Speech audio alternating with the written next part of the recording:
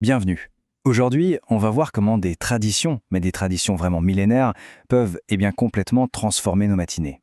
On va se pencher sur des rituels tout simples, inspirés par les plus grands sages, pour en fait réinventer le début de chaque journée. Voilà la question au cœur de notre sujet aujourd'hui. Et si tout se jouait là? Si la clé pour une vie, disons, plus productive, plus sereine, ne se cachait pas dans des stratégies compliquées, mais tout simplement dans la façon dont on accueille le jour qui se lève. C'est fou de se dire ça, mais le poids de ces toutes premières minutes, il est juste immense. Et ça, les sages de l'Antiquité, que ce soit Marc Aurèle ou Bouddha, ils l'avaient bien compris. Ils utilisaient ce moment précis pour tout aligner. L'esprit, le corps, l'action.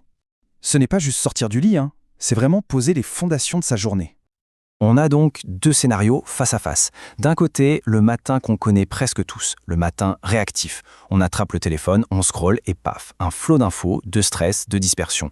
Et de l'autre, le matin intentionnel. Là, la promesse, c'est tout l'inverse, de la clarté, de l'énergie. Passer de l'un à l'autre, c'est tout l'enjeu de ce qu'on explore aujourd'hui. Ok, mais alors concrètement, comment on fait? La source nous guide vers 5 rituels vraiment puissants qui nous viennent tout droit des sagesses anciennes. Allez, on plonge dedans, un par un. Alors, le premier rituel, il est hyper simple, presque déconcertant, mais sa puissance est incroyable. Ça nous vient du zen japonais. L'idée, commencer la journée par le silence. On oublie le téléphone, on coupe le bruit, on s'offre juste quelques minutes de calme. C'est tout.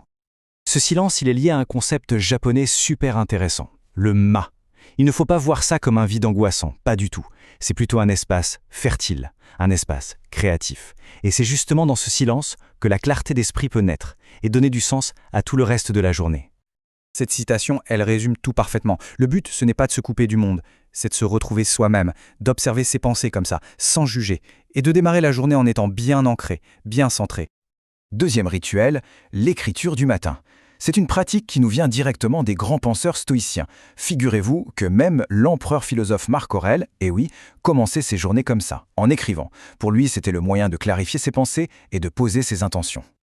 Et la méthode, elle est super simple. D'abord, une petite phrase de gratitude pour reconnaître le positif. Ensuite, une intention pour la journée, pour savoir où on va. Et enfin, on identifie une peur à surmonter. C'est un outil hyper puissant pour reprendre le contrôle de son état d'esprit. Et voilà, le point essentiel, il est là. Écrire le matin, c'est vraiment un acte de prise de contrôle. Plutôt que de subir la journée qui défile, on en devient l'architecte. On choisit sa direction, consciemment, dès le début. On passe au troisième rituel, le mouvement du corps. Là, on puise dans la médecine traditionnelle chinoise et chez les maîtres taoïstes. L'idée centrale, c'est de réveiller l'énergie vitale, ce qu'ils appellent le qi, avec des mouvements doux. Attention, on ne parle pas d'une séance de sport intense, loin de là. Le but, c'est juste de réveiller le corps en douceur, de faire circuler l'énergie, 10 petites minutes d'étirement, une courte marche, ça suffit pour sentir une vraie différence sur son niveau d'énergie. C'est presque magique. Cette phrase, elle dit tout. En bougeant son corps, on met aussi son esprit en action. C'est un véritable cercle vertueux. L'énergie du corps vient nourrir la clarté et la vivacité de l'esprit. Allez, quatrième rituel. Maintenant, on va nourrir l'esprit. Il s'agit de consacrer quelques minutes à une lecture qui inspire. C'est une pratique qu'on retrouve dans énormément de traditions de sagesse partout dans le monde. Alors, ça peut être quoi? Par exemple, un peu de Confucius, les réflexions de Marc Aurèle, ou même des passages de la Bhagavad Gita. Peu importe le texte, en fait. L'idée, c'est de commencer sa journée avec une pensée qui élève, qui donne une perspective plus large. Et ça, c'est le point clé. Il faut être conscient de ce qu'on laisse entrer dans son esprit. Le nourrir de sagesse dès le réveil, c'est ce qui va vraiment façonner notre état d'esprit pour tout le reste de la journée. On arrive au cinquième et dernier rituel. Et celui-là, il est peut-être le plus puissant de tous. C'est une pratique que les anciens appelaient l'imitation du sage. En gros, la visualisation de la meilleure version de soi-même. L'exercice est tout simple. On ferme les yeux un instant et on s'imagine en train d'agir toute la journée, avec calme, avec confiance, avec maîtrise. En fait, on se connecte à son soi idéal avant même d'avoir commencé sa journée. Et cette phrase, elle est vraiment forte pour conclure sur ces rituels. La visualisation, ce n'est pas juste rêvasser. Non, c'est un véritable entraînement pour le cerveau qui, à force d'être répété, finit par modeler nos réactions, nos choix et au final, notre réalité. Donc quand on regarde ces 5 rituels ensemble, on voit bien que le tout est bien plus grand que la somme des parties. Ce n'est pas juste une to-do list à cocher le matin, c'est une vraie philosophie de vie pour démarrer sa journée. Et le résultat dans tout ça, l'auteur de la source partage son expérience.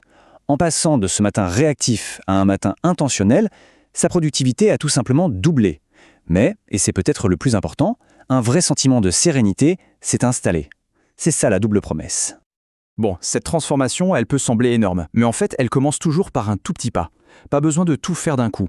Le vrai pouvoir, il est dans le fait de commencer. Du coup, la question à se poser, c'est par quoi commencer? Peut-être juste 5 minutes de silence, demain matin. Ou alors, écrire une seule petite phrase de gratitude. Choisir une seule habitude la plus facile, ça peut être le point de départ d'un changement vraiment profond. Et on va finir sur cette pensée qui est tellement puissante. Elle nous rappelle que pour réveiller son plus grand potentiel, eh bien parfois, il suffit juste de commencer par réinventer ses matinées. Un tout petit changement, à l'aube, peut vraiment redéfinir toute une vue.